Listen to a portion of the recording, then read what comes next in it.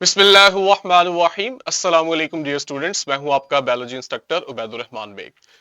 जैसा कि आपको याद है, हमने लास्ट टाइम एसएलओ स्टार्ट किया, जो कि explain mitosis and meiosis with the stages of mitosis meiosis by the use of sketch and diagram. इसमें से जो माइटोसिस है ना, और इसकी स्टेजेस, ये हमने इस नॉलेज में कवर करनी है। आगे जाके जब आपको माइटोसिस की समझ आ जाएगी, मैंने बताया था सेम एसएलओ हम लेंगे और इसका जो सेकंड पार्ट है जहां मियोसिस और इसकी स्टेजेस की बात हो रही है, उसे अंडरस्टैंड करेंगे। अगर आपको याद हो, मैंने आपको बताया था कि सेल डिवीजन में दो फेसेस हैं। एक है कैरियोकाइनेसिस जहां न्यूक्लियस डिवाइड करता है, और दूसरा आपके पास है साइटोकाइनेसिस। हमने कैरियोकाइनेसिस न्यूक्लियस की डिवीजन स्टार्ट किया हुआ है, इफ यू रिमेंबर। अब न्यूक्लियर की डिवीजन के दौरान असल में क्या हो रहा है, जो जेनेटिक मटेरियल है जिसे आप क्रोमोसोम कह रहे हो, ये डिवाइड होगा ताकि एक ही सेल में दो न्यूक्लियस बने। दो न्यूक्लियस तभी बनेंगे जब क्रोमोसोम इक्वली डिवाइड होंगे। अब हमने असल में यह समझना है कि क्रोमोसोम की डिवीजन कैसे हो रही है। चार फेसेस हैं, प्रोफेस, मेटाफेस, एनाफेस, टीलोफेस, जिसमें से हम प्रोफेस और मेटाफेस पढ़ चुके हैं। क्विकली इसको रिवाइज करते हैं। अगर याद हो आपको, मैंने आपको बताया था जब सेल प्रोफेस में एंटर होगा, आपको ये इस तरह से नजर आएगा। यानी इसके राउंड आप देखोगे न्यूक्लियर एनवेलप होगी, ठीक है। न्यूक्लियर एनवेलप के अंदर आपको थ्रेड लाइक स्ट्रक्चर मिलेगा जो कि क्रोमेटिन मटेरियल है। अभी ये लूजली अरेंज्ड है, और इसके साथ आपको एक डार्क रीजन मिलता है, इसे हम न्यूक्लियोलस कहते हैं। न्यूक्लियोलस वही स्ट्रक्चर है जो मैंने आपको बताया था राइबोसोम बना के देता है, और ये राइबोसोम फिर आगे प्रोटीन बनाते हैं। इसलिए राइबोसोम की भी सिग्निफिकेंस है और राइबोसोम को बनाने वाले न्यूक्लियोलस की भी सिग्निफिकेंस है। और एक बड़ी इंपॉर्टेंट चीज, जैसे ही आप न्यूक्लियस से बाहर देखते हो ना, तो आपको यहां पे कुछ स्ट्रक्चर मिलते हैं जो कि असल में सेंट्रियोल्स हैं, और ये दो पेयर्स होते हैं, यानी कि चार सेंट्रियोल होते हैं। एक पेयर था, एस फेस के अंदर इसकी कॉपी बनी जिससे दो पेयर्स बन गए। ये वो सेल है जो प्रोफेस में एंटर हुआ है। आगे आप देखोगे कि कुछ चेंजेस आने लगी हैं इस सेल में। नंबर वन, आप देखोगे हमारे ये जो सेंट्रियोल इकट्ठे पड़े हुए थे, ये एक दूसरे से दूर जाना शुरू करते हैं। इसकी क्या सिग्निफिकेंस है? इसकी सिग्निफिकेंस ये है कि इनसे स्पिंडल फाइबर्स बन रहे हैं। ये जो स्पिंडल फाइबर्स बन रहे हैं इनसे, ये वो फाइबर्स हैं जिन्हें आप देखोगे जो आगे जाके क्रोमोसोम्स की सेपरेशन करवाएंगे। तो एक हमने बात की, सेंट्रियोल एक दूसरे से दूर जाना शुरू हो गए। दूसरा हमने कहा इनसे कुछ फाइबर्स निकलना शुरू हुए हैं जिन्हें हम कह रहे हैं स्पिंडल फाइबर्स।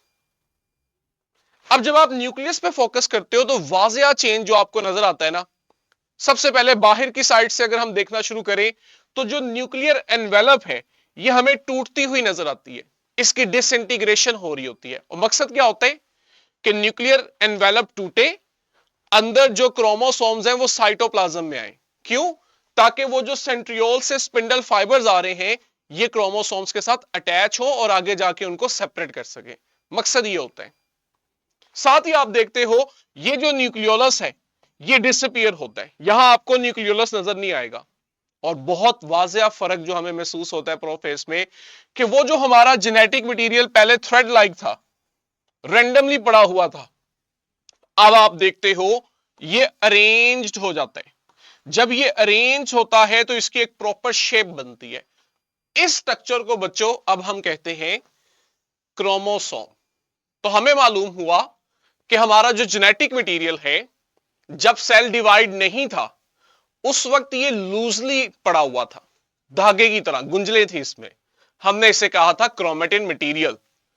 लेकिन जैसे ही सेल डिवाइड करने लगा, हमने देखा कि वो क्रोमेटिन मटेरियल जो लूज था, अब वो प्रॉपर अरेंज्ड हो गया है।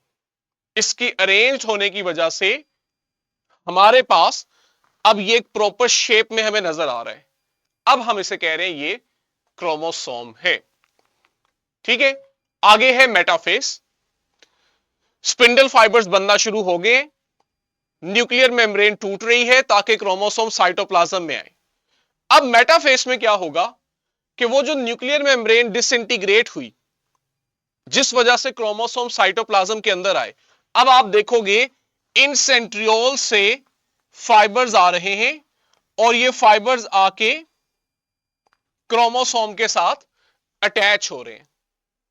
ये क्रोमोसोम के साथ इसलिए अटैच हो रहे हैं ताकि ये क्रोमोसोम्स को सेल के सेंटर में अरेंज करें। जब सेंट्रियोल्स तमाम क्रोमोसोम्स को सेल के सेंटर में अरेंज कर देते हैं, तो ये जो प्लेन होता है ना, ये जो सेंटर के अंदर एक प्लेन सा बनता है जहां पे क्रोमोसोम्स अलाइन हुए हैं, इसे बच्चों हम कहते हैं मेटाफेस प्लेट। आपने इस टर्मिनोलॉजी को अंडरस्टैंड करना है कि जब स्पिंडल फाइबर्स क्रोमोसोम्स को सेल के सेंटर में आके अरेंज करते हैं, तो हम कहते हैं क्रोमोसोम कहां अरेंज हुए? At the metaphase plate. अब जो चीज आपने हाईलाइट करनी है ना यहां डायग्राम से, गौर से देखो कि आपके पास जो सिंगल क्रोमोसोम है, इसके साथ दो स्पिंडल फाइबर्स अटैच हैं। एक स्पिंडल फाइबर एक सेंट्रियोल से आ रहा है और दूसरा स्पिंडल फाइबर दूसरे सेंट्रियोल से आ रहे हैं। यह चीज आपने डायग्राम में हाईलाइट करनी है कि एक क्रोमोसोम के साथ दो क्रोमेटिन हैं, दो स्पिंडल फाइबर्स हैं और एक स्पिंडल फाइबर एक सेंट्रियोल से आ रहा है, दूसरा स्पिंडल फाइबर दूसरे सेंट्रियोल से आ रहे हैं। इसकी भी लॉजिक है। ये जो आपके पास फेस है जहां तमाम क्रोमोसोम सेल के सेंटर में यानी मेटाफेस प्लेट पे आके अरेंज हो गए हैं और वो आपको दिखने में इस तरह के नजर आ रहे हैं कि हर क्रोमोसोम के अंदर दो क्रोमेटिड्स हैं जिन्हें आप सिस्टर क्रोमेटिड्स कह रहे हो, और हर क्रोमोसोम के साथ दो स्पिंडल फाइबर्स हैं, एक सेंट्रियोल से एक और दूसरे सेंट्रियोल से दूसरा स्पिंडल फाइबर। इस फेस को बच्चों हम कहते हैं मेटाफेस। आगे हमारे पास है एनाफेस, जो हमने आज पढ़ना है। एनाफेस जो है, इसमें अब आप देखोगे ये जो स्पिंडल फाइबर्स क्रोमोसोम के साथ अटैच हुए हैं, मैं साइड पे आपको ड्रॉ करके भी दिखाता हूं, ये वाले स्पिंडल फाइबर्स, अब आप देखोगे ये अपने अपने पोल्स की तरफ अट्रैक्ट होंगे। पोल से यहां मुराद है वो जगह जहां पे सेंट्रियोल्स पड़े हुए हैं, यानी कि ये अपने अपने सेंट्रियोल की तरफ अट्रैक्ट होंगे। ये देखो, ठीक है। तो ये अब स्पिंडल फाइबर्स जब कंट्रैक्ट करेंगे तो इनकी कंट्रैक्शन की वजह से क्या होगा, ये जो हमारे पास सिस्टर क्रोमेटिड्स है ना, आप देखोगे ये दरमियान से सेंट्रोमेयर वाली जगह से एक दूसरे से अलग हो जाएंगे। सेंट्रोमेयर क्या क्या था? इफ यू रिमेंबर, लिखो नहीं बच्चों, आपको ये स्लाइड मिलेंगी, क्यों लिख रहे हो, चीजों को समझो बस। ये देखो, ये था सेंट्रोमेयर, इफ यू रिमेंबर, और एस फेस के बाद हमने देखा था सेंट्रोमेयर वो जगह थी जहां पे सिस्टर क्रोमेटिड्स एक दूसरे के साथ अटैच है। अब जब स्पिंडल फाइबर्स कंट्रैक्ट करेंगे तो वो असल में सेंट्रोमेयर को ब्रेक करेंगे सेंटर से। जब सेंट्रोमेयर टूटेगा तो दोनों सिस्टर क्रोमेटिड्स एक दूसरे से अलग हो जाएंगे। लेकिन यह काम कब हो रहा है? एनाफेज के अंदर। अब जब आपके पास क्रोमेटिड्स अलग होंगे ना, तो ये जो अलग अलग क्रोमेटिड्स हैं, ये अब अपने अंदर एक क्रोमोसोम है। ये देखो, अब आपने अंडरस्टैंड करना है यहां क्या हुआ है। मेटाफेज के अंदर हमने देखा यूं एक क्रोमोसोम सेल के सेंटर में आके अरेंज हुआ।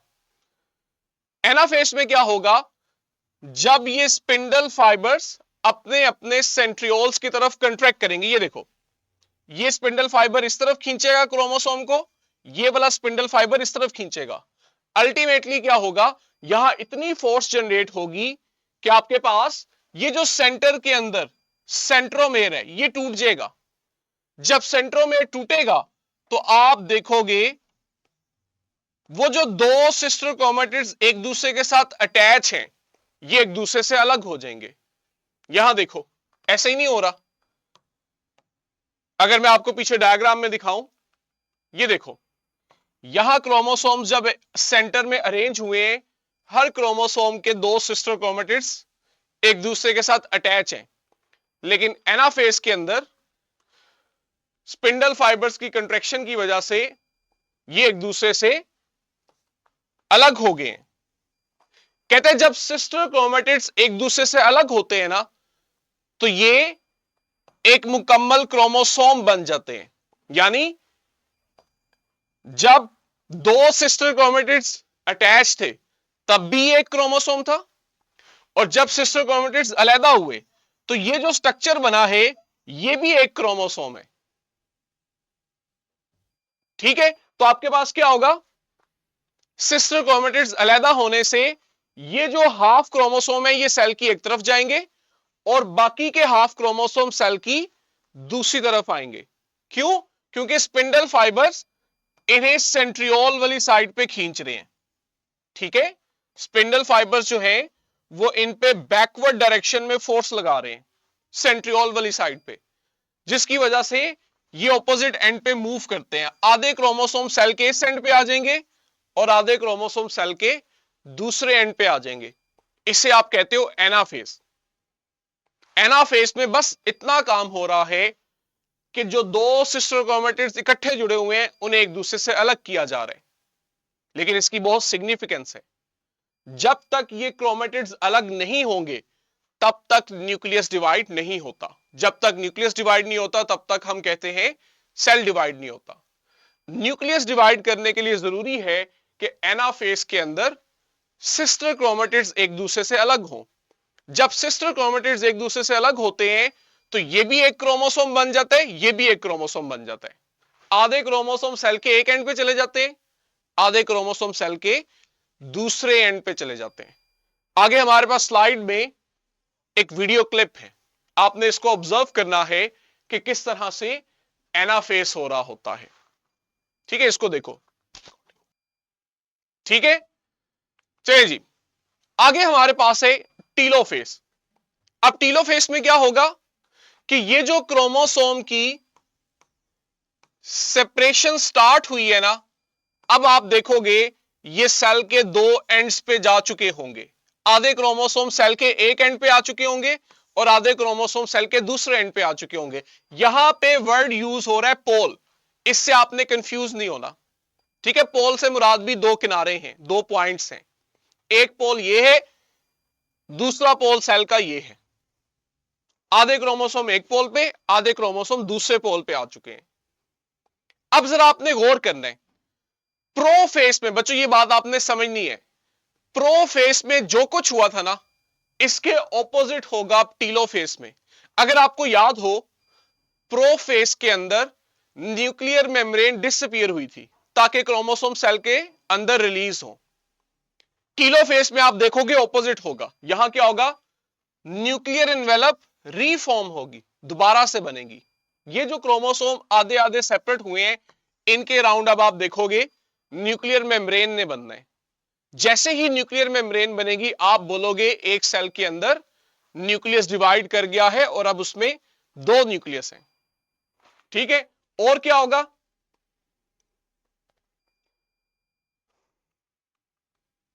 क्रोमोसोम जो है वो डीकंडेंस होंगे।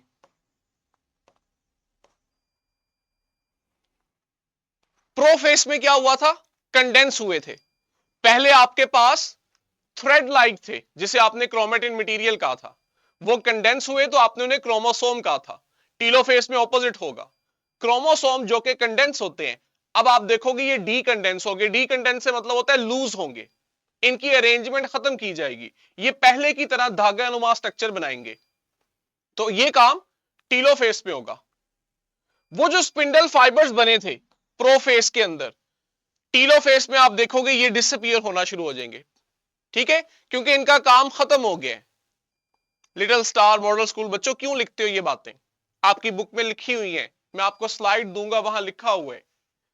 ज्यादा बेहतर है कि आप मेरी तरफ मुतवज्जे रखो, यहां पे देखो मैं क्या समझा रहा हूं, ये सब कुछ आपको लिखा मिलेगा।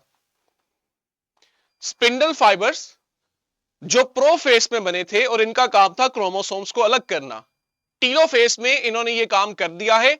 अब आप देखोगे ये टीलोफेज के अंदर डिसअपीयर होंगे, अब सेल को इनकी जरूरत नहीं रही।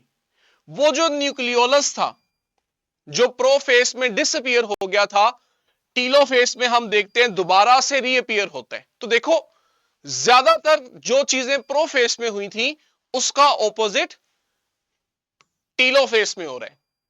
प्रोफेज के अंदर न्यूक्लियस खत्म हुआ था, टीलोफेज में न्यूक्लियस दोबारा बन रहा है, लेकिन यहां पे अब एक की बजाय दो न्यूक्लियस बन रहे हैं। इस डायग्राम को जूम करके देखो, आपको अब यहां क्या चीज नजर आ रही है, ये बनी है न्यूक्लियर मेम्ब्रेन, जिसकी वजह से हमने कहा एक ही सेल में दो न्यूक्लियस बने।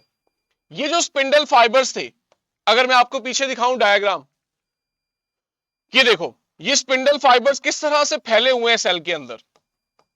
अब ये स्पिंडल फाइबर टीलोफेज में आप देख रहे हो डिसअपीयर होना शुरू हो रहे हैं। देख रहे हो इनका साइज छोटा होता जा रहा है, क्योंकि इनका काम हो गया, सेल को इनकी जरूरत नहीं है, अब ये साइज में छोटे होकर आहिस्ता आहिस्ता डिसअपीयर हो जाएंगे। अगर याद हो हमारा जो जेनेटिक मटेरियल था क्रोमोसोम्स की शक्ल में, ये डीकंडेंस हो गया है, अब हम इसे कह रहे हैं ये क्रोमेटिन मटेरियल है, और ये आपको इस तरह से लूजली अरेंज नजर आ रहा है। और ये रहा वो डार्क सर्कल जिसे हम न्यूक्लियोलस कह रहे हैं, ये दोबारा से अपीयर होगा। इन शॉर्ट टीलोफेज के अंदर एक सेल में दो न्यूक्लियस बन चुके होते हैं, इसे आप कहते हो कैरियोकाइनेसिस, न्यूक्लियस का डिवाइड करना। जैसे ही कैरियोकाइनेसिस होती है, अगला काम है सेल का डिवाइड करना। अब जरा गौर से देखो, क्या आपको नजर आ रहा है कि जो सेल मेम्ब्रेन है ये सेंटर से अंदर दबना शुरू हो गई है। ये बिल्कुल ऐसी है जैसे आप एक रबर बॉल लो और उसको सेंटर से पिंच करना शुरू करो, या अगर आपने एक बैलून लिया हुआ है जिसमें गैस या पानी भरा हुआ है और आप उस बैलून को सेंटर से स्क्वीज करो, तो कुछ इस तरह की चीज नहीं बनती। यानी जैसे ही न्यूक्लियस डिवाइड किया, अगला काम होगा सेल डिवाइड करे। तो टीलोफेज में जब दो न्यूक्लियस बन जाएंगे, यहीं पे आप देखोगे साइटोकाइनेसिस, सेल की डिवीजन स्टार्ट हो जाएगी। और उसकी निशानी क्या है, सेल मेम्ब्रेन सेंटर से अंदर दबना शुरू हो गई है। ठीक है, टीलोफेज की जरा ये देखो क्लिप, वीडियो क्लिप जो अभी मैंने टीलोफेज में बताया है कि किस तरह आपके पास दो न्यूक्लियस बनेंगे। चलिए जी, आगे है साइटोकाइनेसिस। न्यूक्लियस तो डिवाइड कर गया है, अब जरा साइटोप्लाज्म को डिवाइड करें ताकि एक से दो सेल बने और हमारी सेल साइकिल कंप्लीट हो। जरा गौर करो, कहता है एनिमल में और प्लांट सेल में जो डिवीजन है ये अलग अलग होती है। ठीक है, अब क्या डिफरेंस है ये अंडरस्टैंड करने। जो कैरियोकाइनेसिस हुई है ना, ये ज्यादातर हम कहते हैं सिमिलर है। प्लांट सेल में और एनिमल सेल में न्यूक्लियस की डिवीजन ज्यादातर सिमिलर है, लेकिन जब सेल डिवाइड कर रहा है साइटोप्लाज्म, यहां पे फर्क आएगा। एनिमल सेल में क्या होता है बच्चों, मैं क्वेश्चन लेता हूं, वेट करो। एनिमल सेल के अंदर आप देखते हो क्लीवेज फुरो होती है। क्लीवेज फुरो क्या है, कहते हैं ये एक छोटी सी ग्रूव है, स्मॉल ग्रूव कहते हैं, अंदर की तरफ दबा हुआ हिस्सा किसका, सेल मेम्ब्रेन का। ये देखो यही चीज है जो मैं समझा रहा हूं, ये आप लोग देख रहे हो, सेल मेम्ब्रेन सेंटर से अंदर दबना शुरू हो गई है। ग्रूव कहते हैं अंदर की तरफ दबी हुई चीज। तो जब सेल मेम्ब्रेन सेंटर में अंदर की तरफ दबती है ना, हम इस स्ट्रक्चर को नाम देते हैं क्लीवेज फुरो। ठीक है, क्लीवेज फुरो क्या है, सेल मेम्ब्रेन का सेंटर से अंदर की तरफ दबना ताकि वो सेल को डिवाइड करे। ये काम हो रहा है एनिमल सेल के अंदर, और इस स्ट्रक्चर को हम कह रहे हैं कि ये सेल क्लीवेज फुरो है। ठीक, होता क्या है कि ये जो अंदर की तरफ ग्रूव बनती है, ये सेंटर में मूव करती है, और एक वक्त आता है कि ये सेल के सेंटर में आके मर्ज होती है और सेल को डिवाइड करती है। यहां पे देखो, सेंटर की तरफ से सेल मेम्ब्रेन दबना शुरू हुई और ये अंदर की तरफ मूव कर रही है। ठीक है, एक वक्त आएगा कि आपके पास ये स्ट्रक्चर एक दूसरे के करीब आते आते बिल्कुल सेंटर में आके फ्यूज कर जाएंगे। जब सेल सेंटर से आके फ्यूज करेगा तो अल्टीमेटली हम देखेंगे एक सेल डिवाइड हो जाएगा दो सेल के अंदर। ठीक है, इस क्लिप को देखो। अब यह काम हुआ था एनिमल सेल में। प्लांट सेल में थोड़ा सा फर्क आएगा और उसकी वजह क्या है? प्लांट सेल्स के पास एक बहुत ही रिजिड और टफ सेल वॉल होती है। एनिमल सेल में हमें पता है सेल वॉल नहीं होती, वहां फ्लेक्सिबल सेल मेम्ब्रेन होती है। लेकिन प्लांट सेल में जो सेल वॉल है ना, ये बड़ी रिजिड है। ये सेल को अंदर की तरफ दबने नहीं देती। जैसे यहां एनिमल सेल में ये देखो, सेल अंदर की तरफ दब रहे हैं ना, क्योंकि सेल मेम्ब्रेन फ्लेक्सिबल है। सेल वॉल जो है वो रिजिड है, वो यूं सेल को सेंटर से अंदर की तरफ दबने नहीं देती। फिर इसलिए हम देखते हैं यहां पे मैकेनिज्म डिफरेंट हो जाता है। प्लांट सेल में एक स्ट्रक्चर बनता है, इसे हम कहते हैं सेल प्लेट। अच्छा, ये सेल प्लेट क्या, आपको डायग्राम से समझाता हूं। इस डायग्राम को देखो, पहली डायग्राम को देखो। यहां अगर आप नोटिस करो, ये छोटी छोटी वेसिकल हैं जो प्लांट सेल के सेंटर में आके अरेंज हो रही हैं। देख रहे हो? ये जो वेसिकल है ना, ये आती हैं गोल्जी ऑपरेटस से। पिछले चैप्टर में जब हमने सेल के ऑर्गेनल्स पढ़े थे, तो अगर आपको याद हो, हमने गोल्जी ऑपरेटस पढ़ा था। रिमेंबर, एंडोप्लाज्मिक रेटिकुलम में प्रोटीन बन रही थी, वो जाती थी गोल्जी ऑपरेटस के पास। गोल्जी ऑपरेटस उनके अंदर चेंजेस लाता था और फिर उन्हें वेसिकल्स की शक्ल में रिलीज करता था। कुछ ऐसी ही वेसिकल्स गोल्जी ऑपरेटस से आती हैं सेल डिवीजन के दौरान। ये जो वेसिकल है ना, ये प्लांट सेल के सेंटर में आके अरेंज होना शुरू होती है। ठीक है, गोल्जी ऑपरेटस से ये जो वेसिकल्स आ रही हैं, ये सेल के सेंटर में आके अरेंज होती हैं। आहिस्ता आहिस्ता जब वेसिकल्स बहुत ज्यादा हो जाती है ना, तो आप देखते हो ये एक दूसरे के साथ फ्यूज होना शुरू हो जाती हैं। ये देखो, ठीक है, जब इनकी तादाद बढ़ती है तो ये आपस में मर्ज करती हैं, मिलती हैं और फ्यूज होती हैं। जब ये आपस में फ्यूज होती हैं तो आपके पास दरमियान में एक स्ट्रक्चर बनता है। इस स्ट्रक्चर को बच्चों हम कहते हैं सेल प्लेट। ठीक है, सेल प्लेट कैसे बनी? कि गोल्जी ऑपरेटस से आने वाली वेसिकल्स सेल के सेंटर में आके अरेंज हुई। जब ये अरेंज हुई तो ये आपस में मिली, फ्यूज की, और इनकी फ्यूजन की वजह से एक स्ट्रक्चर बना जिसने सेल को दो हिस्सों में डिवाइड कर दिया। आप इस स्ट्रक्चर को कह रहे हो सेल प्लेट। ये जो सेल प्लेट है ना, अब ये सेंटर से मूव कर रही है बाहर की तरफ, और फाइनली क्या होता है, ये ग्रो करते करते किनारों पे जाके मर्ज करती है। जब ये किनारों पे जाके मर्ज करती है तो हम देखते हैं कि ये एक सेल को दो सेल में डिवाइड कर देती है। अगर आप थोड़ा ऑब्जर्व करो, ये जो स्ट्रक्चर्स हैं, ये आपके पास स्ट्रक्चर्स क्रोमोसोम्स हैं, और ये स्टेज है एनाफेज की। कि एनाफेज में क्या हुआ, क्रोमोसोम्स एक दूसरे से अलग हुए, और टीलोफेज में क्या हुआ, दो न्यूक्लियस बने। अब जब टीलोफेज में दो न्यूक्लियस बने प्लांट सेल में, तो इस वक्त आपने देखा कि गोल्जी ऑपरेटस से ये वेसिकल्स आई, आके आपस में फ्यूज की, और इन्होंने सेल के सेंटर में सेल प्लेट बना दी। ये सेल प्लेट ग्रो की, और इसने ग्रो करके एक सेल को दो सेल में डिवाइड कर दिया। तो प्लांट सेल में और एनिमल सेल में जो सेल की डिवीजन है, इसमें फर्क आ रहा है।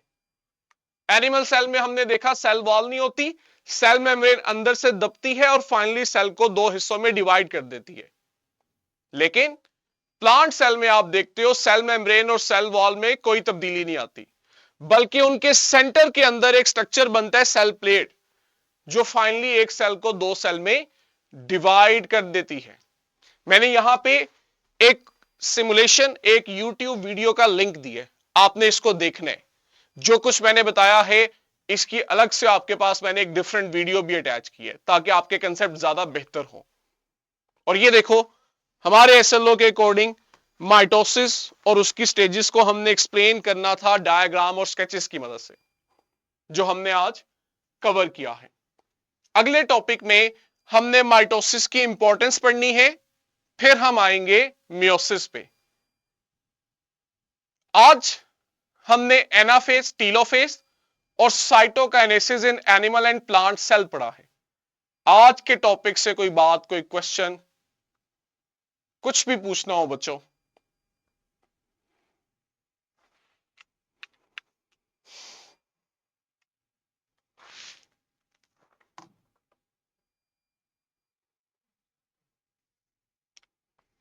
लिटिल स्टार से हैंड रेज हुए जी।